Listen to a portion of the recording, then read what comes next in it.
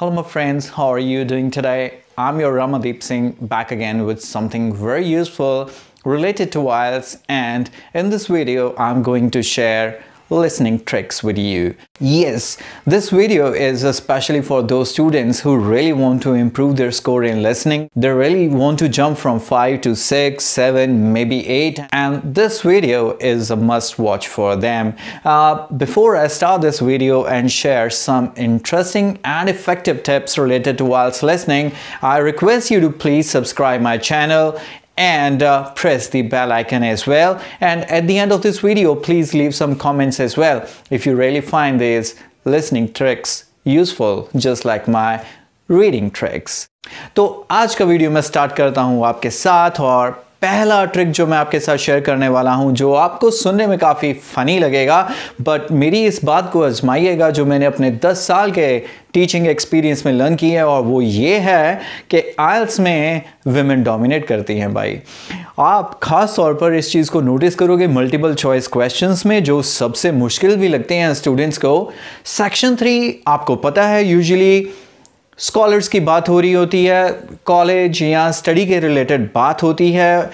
तो यहाँ पर क्या नोटिस करोगे आप कि एक बॉय या दो बॉय अगर एक लड़की के साथ बात कर रहे हैं, एक लड़का कहेगा कि ऑप्शन ए इज गुड, दूसरा कहेगा ऑप्शन बी इज गुड, और जब बारी आएगी लड़की की तो वो कहेगी कि no option C is fine. तो उसके बोलते ही दोनों लड़के अग्री कर जाएंगे, okay we will go with C. And this is something that you will experience again and again कि जैसे ही लड़की वाली ऑप्शन आई वो बन जाता है करेक्ट आंसर। हमेशा नहीं रहेगा लेकिन बहुत बार होगा। यही ट्रिक्स हैं जो आपको हेल्प करते हैं अपना स्कोर इंप्रूव करने में।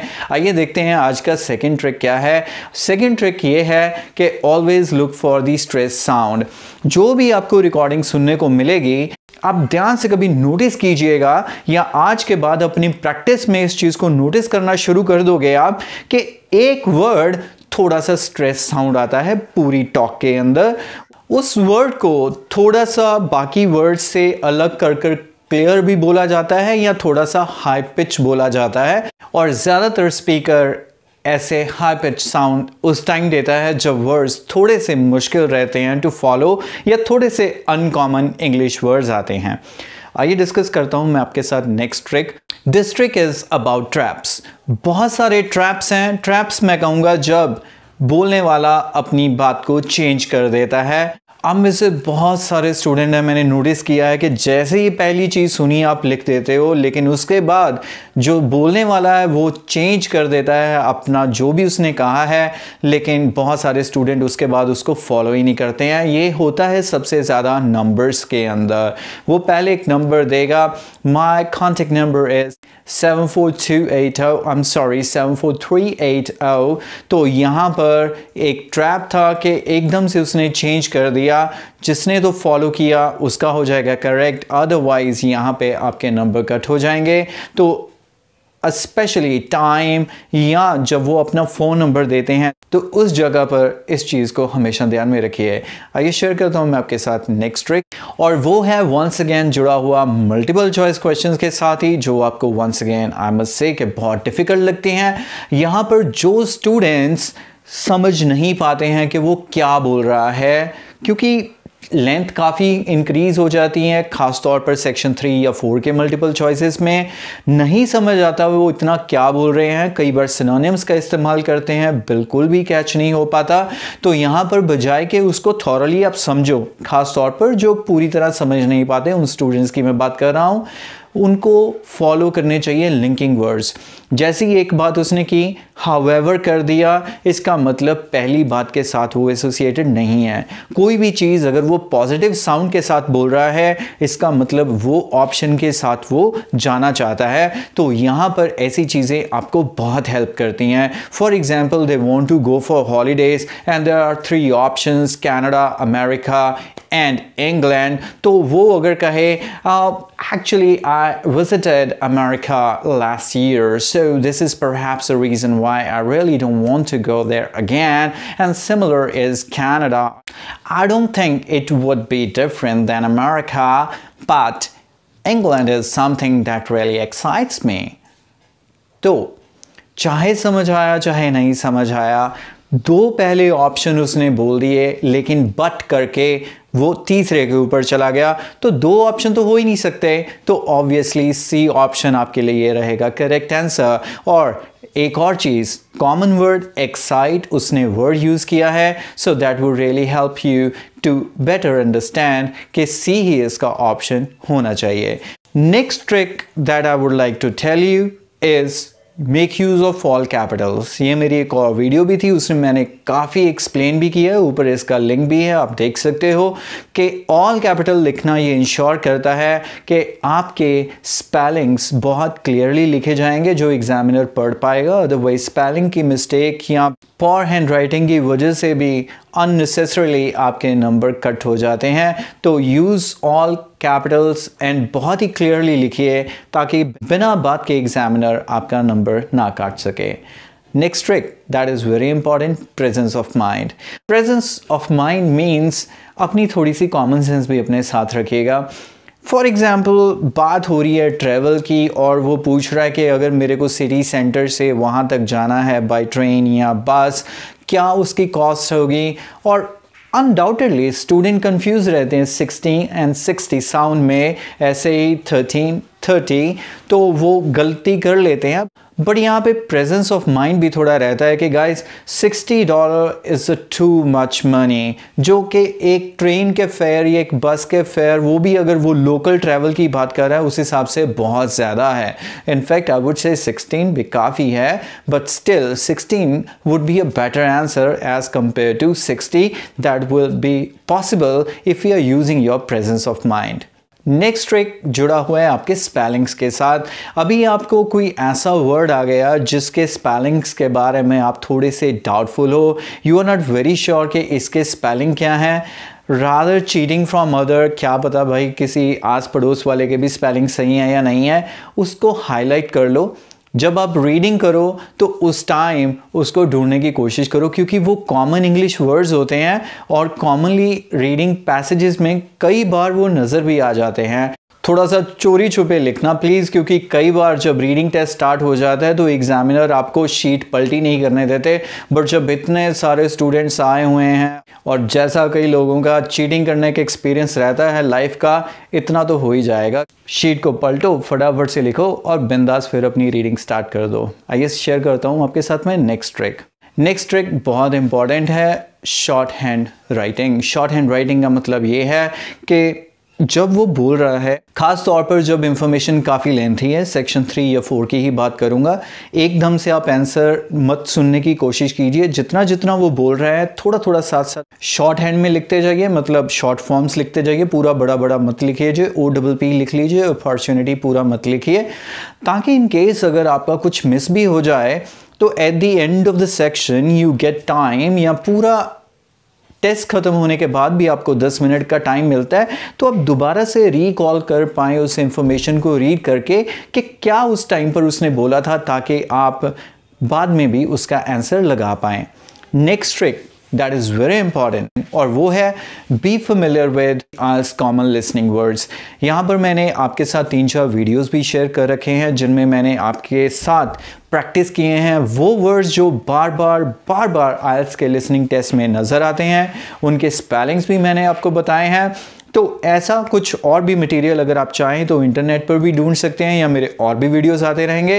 ये आपको फेमिलियर करेंगे विद दोज वर्ड्स जो बार बार IELTS में आपका आंसर बनेंगे, और इससे आपका कॉन्फिडेंस भी बूस्ट होगा और बेटर स्कोर भी।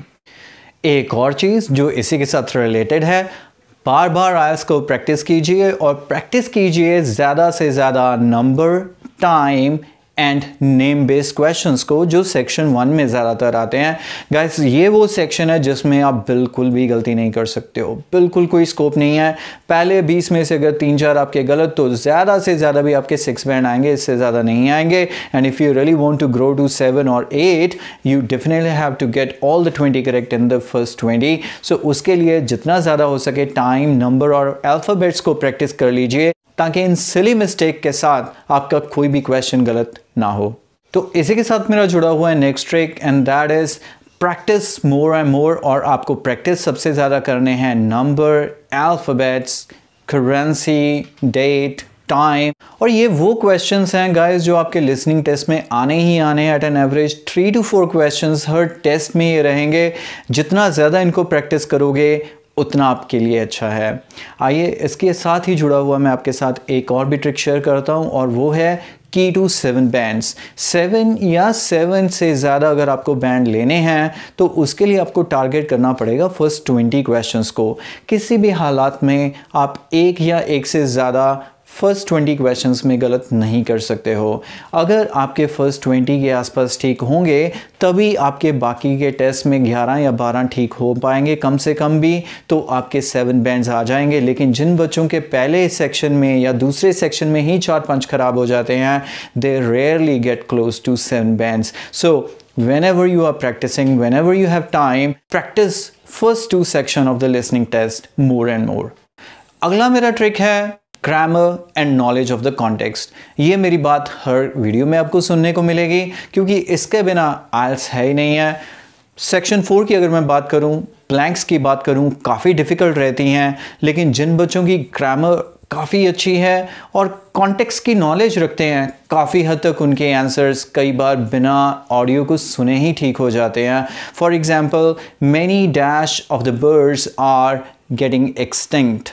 तो यहाँ पर जिसको नॉलेज है कॉन्टेक्स्ट की और ग्रामर के पार्ट ऑफ स्पीच की, यहाँ पे वर्ड कैसा आना चाहिए, तो बिना सुने भी अगर वो वर्ड लगा देगा species, many species of birds are getting extinct, तो आपका आंसर तो भी ठीक होने वाला है। तो ये चीज़ आप बहुत बार वैसे ही नोटिस करोगे कि कई क्वेश्चंस खास तौर पर ब्लैंक्स के ऐसे होते हैं जिनका आपको पहले ही पता होता है कि इसमें ये आंसर आएगा because of your understanding of the context.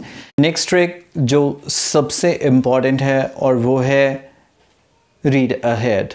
अगर आप पहले रीड नहीं करोगे किसी भी सेक्शन को तो उस सेक्शन में आपका अच्छा स्कोर नहीं आ सकता है। बहुत सारे स्टूडेंट होते हैं who are in a bad habit के स्टार्ट जब होना होता है सेक्शन, उस टाइम पे एक दूसरे से बातें कर रहे होते हैं या चिल मार रहे होते हैं। जैसे टॉक स्टार्ट होती है तब वो आंसर्स को ढूंढना स्टार्ट करते हैं या पढ़ना शुरू करते हैं। It is not possible to get good bands with this strategy. एक ही टाइम पर आपके ब्रेन को रीड करना, एक ही टाइम पर उसको समझना, साइमल्टेनियसली सुनना और उसको समझना और साथ में करेक्ट आंसर को लगाना, ये एक मल्टीटास्किंग मोड में ब्रेन चले जाता है और जिससे गलतियां होने के चांसेस बहुत हाई रहते हैं।